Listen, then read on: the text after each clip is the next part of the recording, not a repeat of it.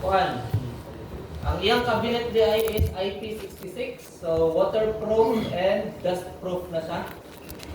Ay lang pre-testing dito sa barko ha, testingan. So bisag high pressure jet di makalusot. Maraming siguro yung mga protection natin sa atong NPC. Okay, asat na punta. Arita sa EICU. Okay, unsa yung mga function sa atong EICU or Engine Interface Control Unit? So una, pwede siya remote control system. So maka-start ang makina bisag dirita sa atong EICU. So atong EICU is nanay sa engine control room, remote, napod siya sa bridge. Okay, remote man na ang bridge, remote starting or remote operation po na. And then alarm system na anak po na diri sa atong EICU. And then safety system like shutdown, slowdown na po na sa atong EICU. And then duha ka buok atong EICU, redundancy o magubang usa na pag-iusa. And then sa pag-control sa makina, daghan po siya pwede mabuhat dito. Like for example, ganun, maka-adjust at atong speed set point. So gamit atong EICU or pwede po katong ECU. So speed control, speed set point, ma-adjust. Ma-check na to ang status atong engine. Kung pwede ba siya start, running ba siya, or naka-stop ba siya, makita yung status niya. And then, kung magpili kang mga running modes, like eco mode, naka-economy ka, or naka-emission ka, pwede ka maka-choose diha sa imong EICU or sa ECU. Sa governor, pwede po siya naka-RPM mode, naka-torque mode, or naka-fuel index mode. And then, siya option sa automatic, auto, pwede po manual. Dapat pwede na ito magbuhat diri. Governor, pwede na ito ma-adjust ang governor na ito using the EICU or ECU. Okay, so muna mo ito sa next, CCU. Okay, so unsa yung mga function or sa atong CCU, sa trabaho sa atong CCU? Okay, una, siya nag-control sa atong FIVA. So nadre, siya nag-control sa atong FIVA. Ikaduha, siya ang nag-control sa atong starting air valve. Ikatulo, siya ang nag-control sa atong cylinder lubricator.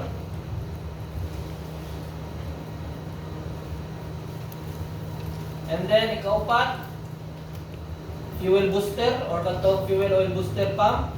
And then, ikalima, katong exhaust valve actuation. So, under po sa CCU. So, more or less, lima na yung trabaho.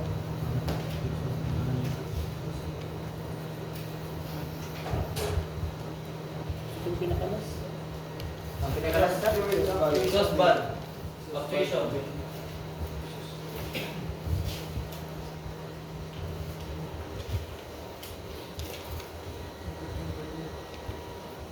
And then, wala na redundancy, 1 CCU for every cylinder ang isa siya.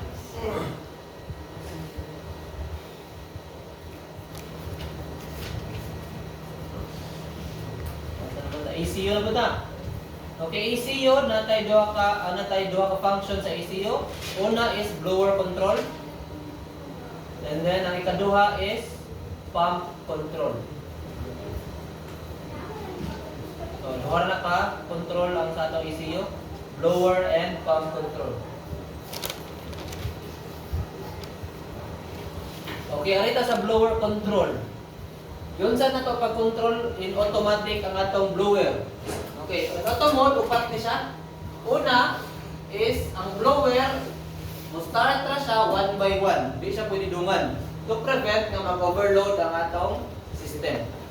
Electrical system. Okay, so sa usa ra kung nakay duha ka accelerator, sa usa ra mag-start. And then kung upat, pwede po na siya upat. Kaya niya upat, kaya niya 5. Depende sa barko, kailangan lang blower na install.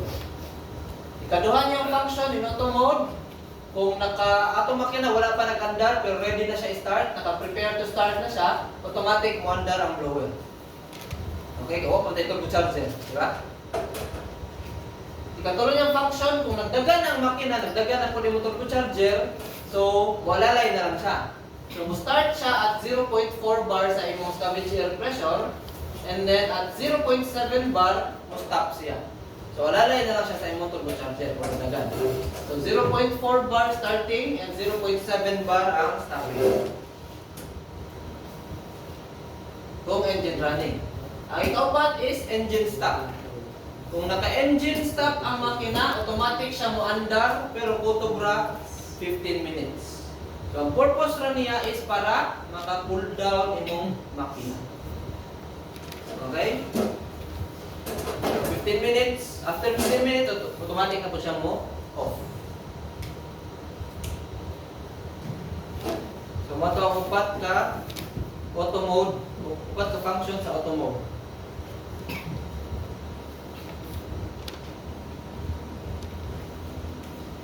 ECU. Mani ato yung PC, muna yung mga control. Nag-control siya EICU, ECU, CCU, and ACU. Yang control function.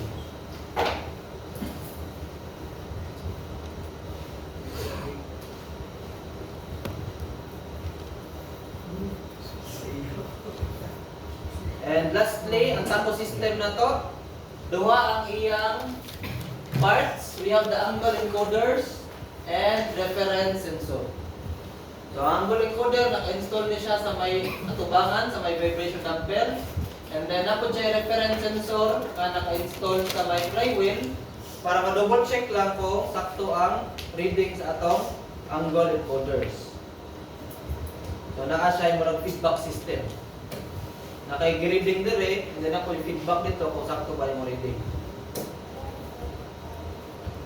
And then, redundancy ani is, duha niya siya redundant.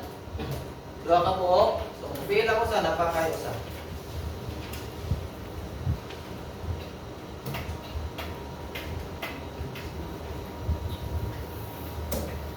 Okay, wala.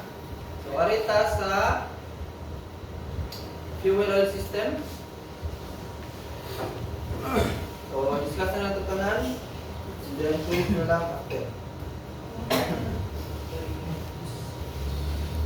Okay, fuel system na to. Datay. So, muna ang daan. Muna yung bago. Kaning daan is camshaft driven. Kaning bago is hydraulic na ang magpalihok niya. So, ano yung forma of naka exploded view siya. So, ang atong oil, muagi siya sa atong FIVA valve. Ang FIVA valve magbuot sa padong imong oil. And then, muari siya sa imong actuator. And then, napod sa dire accumulator. So, muna yung absorb sa mga shock. So, shock absorber or mga fluctuation sa imong pressure. And then, ang oil dito, i-inject padong sa atong slide type na fuel valve. So, unsay nakalahi sa slide type fuel valve ug katong daan. Ang daan, di ba? Ang daan kay diri sa gilid to mulusot ang fuel and then itukmod tong spindle para makalusot siya silawon. Muso sa daan, maka-remember mo. Pero kani is sa tunga na moagi ang imong oil. Ano siya buho diha. And then once gilid, itukmod ni spindle para makalusot siya sa ubos. So, tunga na. Itong karaan is sa gilid ba ito? So, ingon sila, ang slide type fuel valve na is mas less ang emission. Opo, kabaw, ano? Basta tungod sa mas lesser ang delay. Diba? Okay, fuel injection, muna yung forma niya, gikan dire inlet. Muari siya, natay mga accumulator diha. So, gikan dire pressure, muara.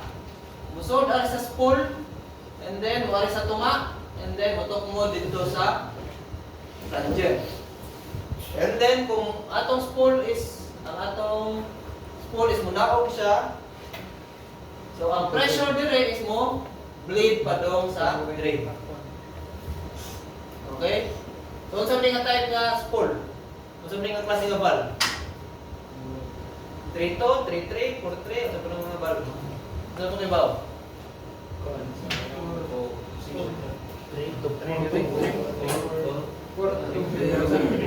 Okay, tanan to. Pila ka ports? 1, 2, 3. 3. Pila ka position? Up and down. So 3 to equal. Okay?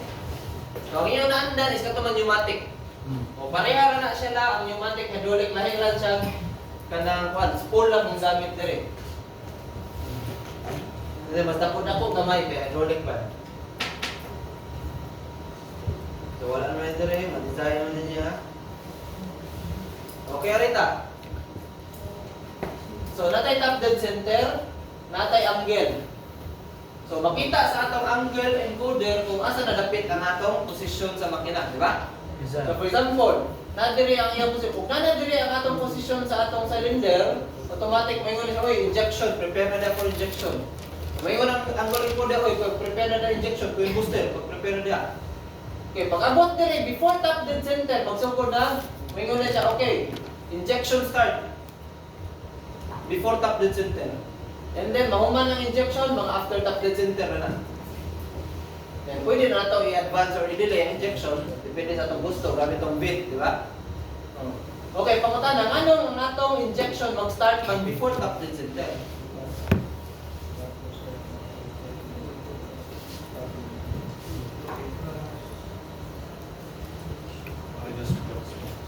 Reduce ang black smoke before o after eh?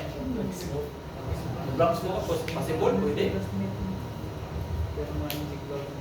Okay, kung makaremember ta sa generator katong mag-synchronize ta, inigpindot na to, musen pa ng signal dito, una mo kuan. Diba?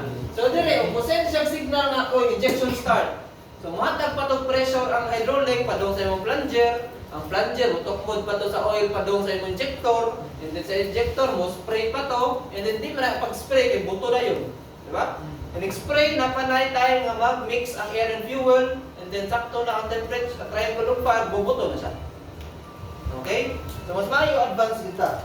Kaya og delayed na ta dire magpasok, mag-inject, basin padong na ka sa ubos na kayo imong piston dito pa nasunog.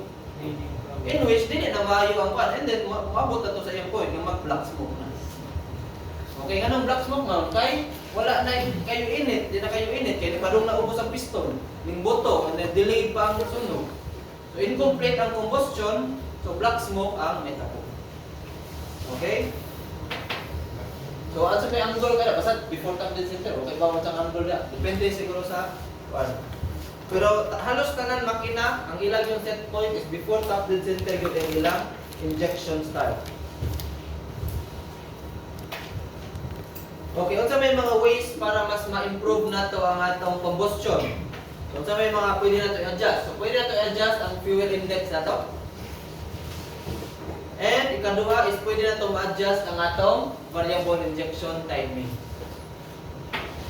So, mato yung gingon, okay, delay nimo ang injection, timing nato black smoke. O kato pong earlier, good sa unsa kay mitabo early. So, pero explain na sa second sem, di na natin na-discussion. So, manang duha, fuel index adjustment and atong timing sa atong fuel injection. So, para ma-adjust ang timing niya, di naman tayo nagbase sa atong PMAX. Pero kana, i-discuss pa ng PMAX sa second sem pa po na-discuss. Fuel index adjustment. And then timing of fuel injection, adjust mo na to, fit. Kung sa karaan ni siya, bit ang tawag. Kaya ang bit man to atong i-adjust. Pero karon is electronic na siya pag-adjust. So, mas dali na natin.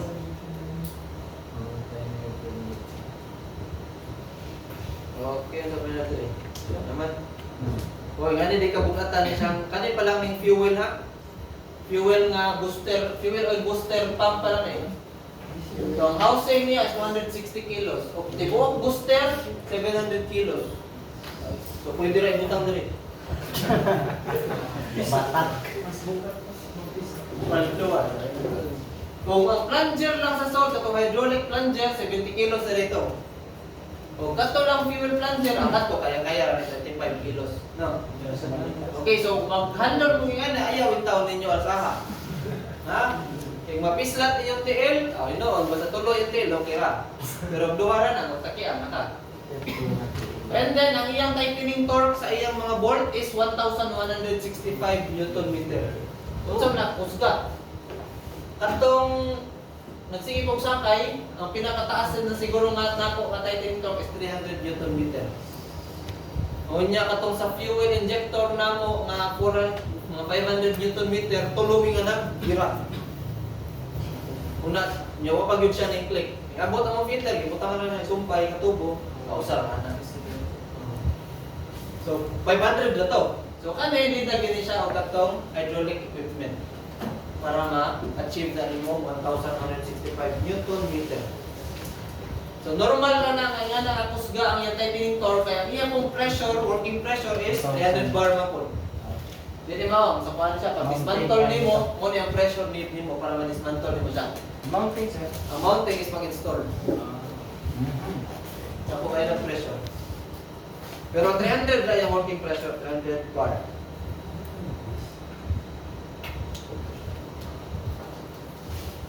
Okay, next. Lubrication. Hydraulic. Kaya na yung battery, hydraulic. Sabi na hydraulic. Naka-hydraulic pumps, naka-chain driven. Chain. May tulong kabok hydraulic pumps. Mga na.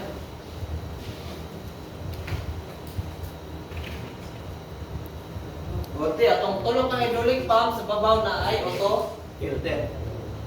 And then ako siya backup filter in case na magloko na natay backup. So natay tulo ka hydraulic pump na nakakupol sa makina. Dagan sa makina, naka-chain drive man, dagan din tulo. Okay? Pero wala pa nagdagan ang makina, di ginamandal. So nako tay electric nga driven nga hydraulic pump. Pero gamit niya for start up lang. Kung magdagan lagi makina, kani gyud ang nag-andal. Kani is mo automatic na siya patay. So duha po ni kabuk. So lima tanan imo hydraulic pump. Tulo ka nakakupol sa makina, duha ka electric. So dito ni nakabutang sa babaw. Natiri mo chain drive, chain, padung dito, tuyok na mga pumps sa babaw. Muna yung filter. Dagan ng filter, dagan yan ng salt. So ang karaan nilang filter is 10 micrometer ang ilang filter, pero karon is 6 micrometer na. So mas pino ang iyang kaya i-filter. So since hydraulic, mas mayo kung hydraulic, mas limpyo ang oil. Para dili mga daot ang mga parts. So mo yung process. So musod siya diha. Yari sa filter, and then ang limpyo mari mo gawas. Pero mag-back flush siya, sud siya diha, and then mulusot diri pabaliktad na pod ang iyang sud. Gawas niyang hugaw ay sa tunga. Para sa dato atong kita lang mag-video di ba sa tunga sa iyang gihanan. And then balik na po sa samtang. Okay? So ang back flushing is ginabuhat siya, ang back flushing automatic siya every 60 minutes. Okay? So kada 60, bisan pag limpyo na siya, basta every 60 minutes iya ginang back flush. Okay? And then ako siya atong katugan mo himong buwa. Kung remember mo? So atong differential pressure. So, umali siya atong himong buwa, di ba? So, nasa setting at 0.6 bar, automatic siyang alarma. O 0.6 bar na ang iyang differential pressure. And then, pag 0.8 bar na, automatic siya shutdown. Pero pwede mo i-cancel shutdown. Kung ganahan ka magdagan siya na hugaw, wala po problema. Hindi mo i-cancel. Pero hindi mo i-cancel, shutdown siya. So, automatic, muadto siya sa iyang backup na filter. Kaya kanin, shutdown mo rin. So, mo po gamit rin, hangin. Nato siya hangin diha. Kung mo kasi ni kato sa atong nakita nga video. Ngani to por man dagay mga kan. Hangin man to tok mo dato. Kato hangin mo ni tok mo diha. Kung remember mo video sa una. So nagka-connect talaga po na natong gitong discuss. Ito dong, mas di ko nag-iisip mo kasi So every 60 minutes ang back flashing, and then 0.6 bar ang iyang alarm. And then 0.8 bar ang alarm na rin. back flashing na yung 0.6 and then 0.8 is alarm na dahil wala siya shutdown. Pasensya na. So alarm lang ang 0.8. Ibig sabihin, i-notify na ang mga engineer. Uy, nagsige na ubak flash dire pero wag yun na itabo. So sa may yung buhato na na. So wala siya shutdown. Madawat na yung makina na, shutdown tas langis. So bawal i-shutdown ang langis. Para na yung atong patay. Okay, na rin mga auto mode sa kuan sa EICU. Mag-adjust ka sa mga presyo sa settings sa imong relief valve, etc. Okay, so mo na yung atong pump. Kita na mo yung nga pump, axial piston pump. Uy, ano po siya? Revolver. So, kani siya is nakaslant na siya. O, nakaslant na siya. Ibig sabihin, ang mga nadiring at mga piston, gaya yung suction. And then, pag musaka siya dali, discharge ako. Okay? Yan yung forma. Nag-discharge ako din nga side, may panong saka naman. Nagbalik niya dito, padong na itong suction. So, tuyok na siya.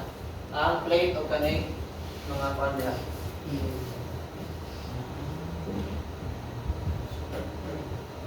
Kung mo kita rin?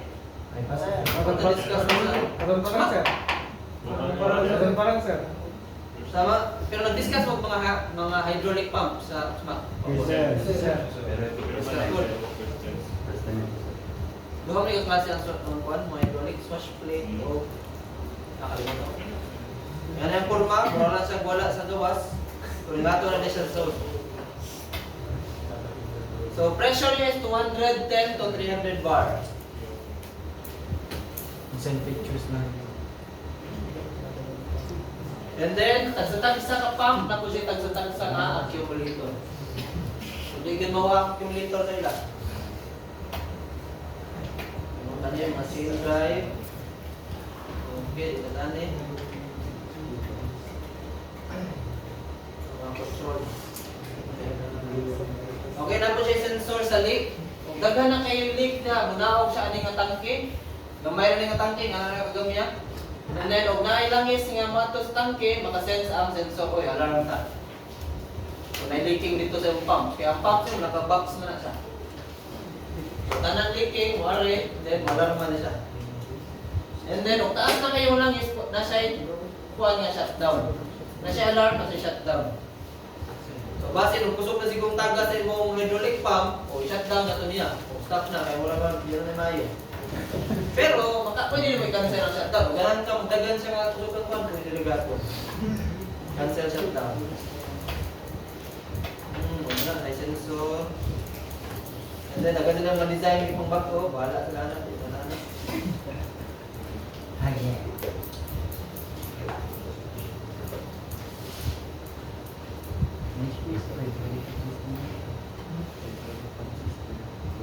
Okay, question dito. Wala man? Exhaust valve? Kurang gas? Exhaust valve? Kasi nasa exhaust valve.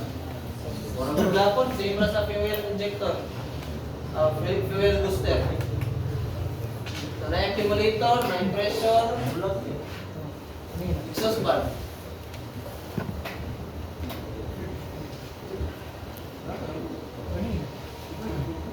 Same na ako, gapon ng mga function na ito. Simple na kayo din. And then, napod siya ay so, ang nag-close sa imong exhaust valve is hangin yapon, air spring. And then, ang nag-open is katong oil. Oil to open, air to close. And then, nasa sensor din para may bawa na ito kung naka-open ba yung exhaust valve or naka-close siya. So, nasa sensor.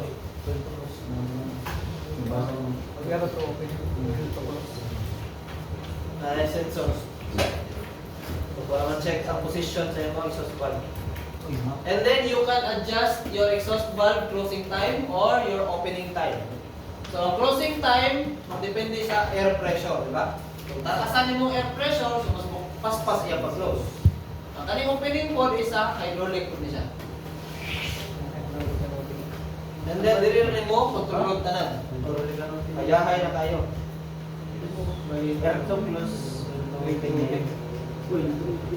And then, syempre, na-access yung chief engineer. So, need ka password para maka-adjust ka rin. O, katagan ka password sa chief engineer, si chief engineer, katagan ka pa sa chief engineer, pasabot, nga tayo siya sa linya mo. O, di katagan, pasabot mo siya sa linya mo. So, dili po basta-basta, kadete, magkilabot, why ma-change nga setting? Kaya naman siya password. Pero hacker, ang kadete, patay.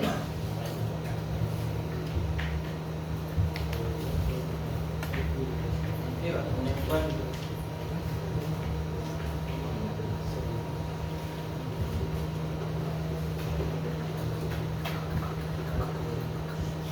Kaya wala na nilabot kayo, more on sa second sem naman ng engine operation. Ganaran sila yung mga, pwede dihan na ka mag-start sa makina mo, dihan na ka mag-kuhan, na password sa chief engineer. Kung na kayo ganang Osborne yung setting, na password sa chief engineer. Kahit lang ka diha. Access level. Kung makita niyo kung pwede na ba makastart sa makina na, start block na siya, or okay na, ka-check na tanan. So mga kuha naman sa MOP na nimo, sa MOP ICU. Makita niyo diha ang mga network status, naka-disconnect ba ka ha, kasi na-wire na putol. And then mga event lang, kasi mga naitaluan yung mga panahon na. And then mga alarms, na po na dira.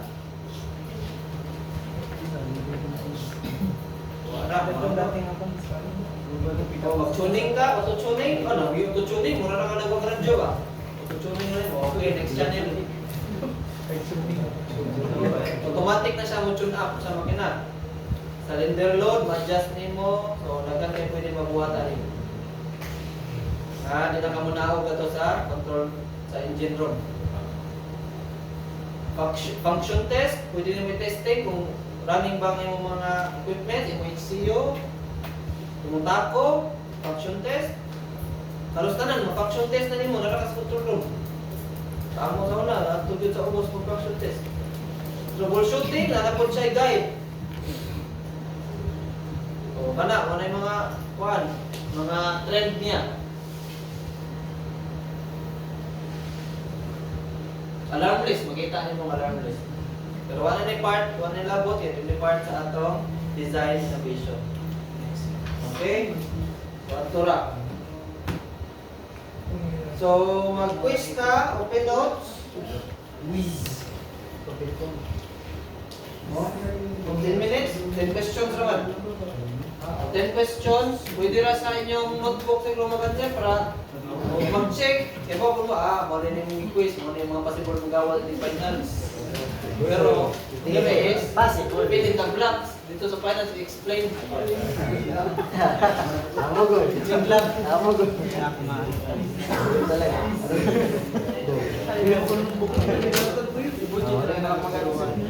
Okay, pwede po sa yellow pad. Wala mo, pinag-asa. Pwede sa scratch. Wala. Touch niya. Okay? Friend, tayo na lang yung papel. Ha? Okay, kasi may notebook. Hindi ninyo? Kalimot din ko sa ganyan na section. Babasay mo sa papel, sir. Ha? Babasay mo sa papel. Nalatas. Nalikisip. Sige na lang. Dito, pwede mo lang Ay, wait, tapos na.